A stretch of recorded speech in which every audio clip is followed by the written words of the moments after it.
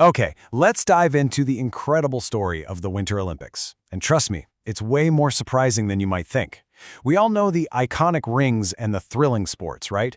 But the history behind all that snow and ice is just filled with wild twists, massive gambles, and even a few four-legged athletes. No, I'm not kidding. In the early days, the Games had these demonstration events to show off local sports, which meant that in 1932, you could actually watch competitive dog sledding. But it gets even wilder. In the 1928 Games, they featured ski joring, which is where athletes on skis were pulled along by riderless horses. Can you even picture that? And yeah, this quote from National Geographic Kids just nails it. It perfectly illustrates how experimental and, let's be honest, kind of dangerous those early events were. It really had that hold my cocoa and watch this kind of vibe. Now let's jump forward to 1960. To give you an idea of the sheer spectacle the Games were becoming, this number, 3,700. That's how many musicians Walt Disney himself organized for the opening ceremony. It was this huge production that was basically a signal to the world that the Olympics were becoming a major entertainment event. But spectacle can't always beat Mother Nature. You see, when the 1964 Games in Innsbruck, Austria had a serious lack of snow, they didn't just cancel. Nope. They called in the Austrian army to literally haul over 38,000 cubic meters of snow and 20,000 blocks of ice from the mountains just to build the courses. It was an absolutely incredible effort and, well, kind of a sign of things to come. So for all that spectacle, it's so important to remember that the Games started from much, much humbler beginnings. So let's go back to the very first Frosty Games to see how this whole thing got started. Get this.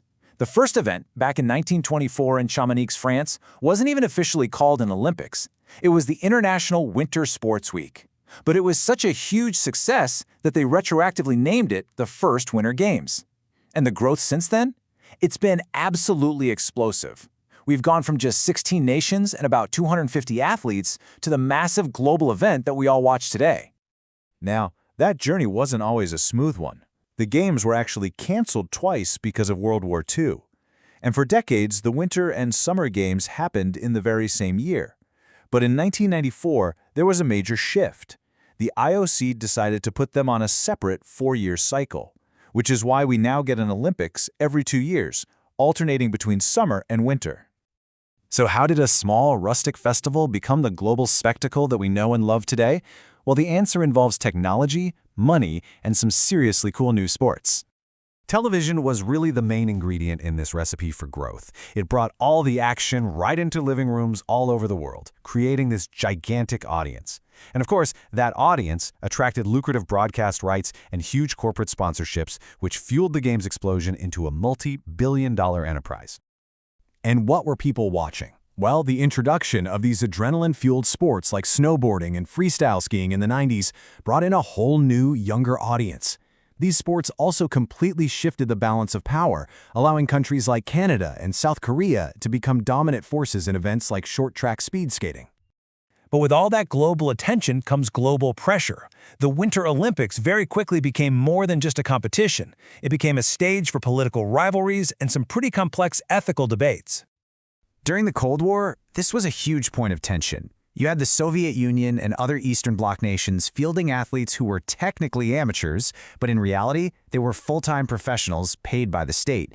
This created a major ideological and competitive clash with the self-funded amateur athletes from Western nations.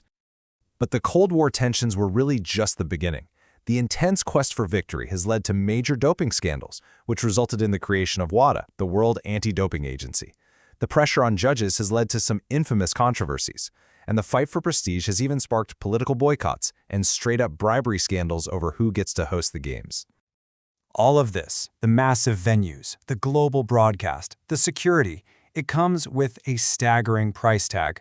So that leads to a pretty important question. Who foots the bill? $51 billion. That was the estimated cost of the 2014 Sochi Games, making it the most expensive Olympics ever.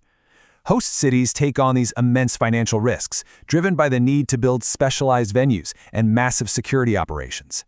They often go deep into debt for infrastructure that has very little use after the Games leave town. This massive cost is making fewer and fewer cities willing to even bid anymore.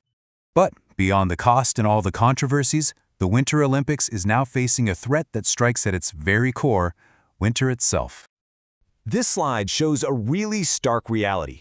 Because of global warming, the number of cities that can reliably provide the cold weather and natural snow for a winter games is shrinking fast.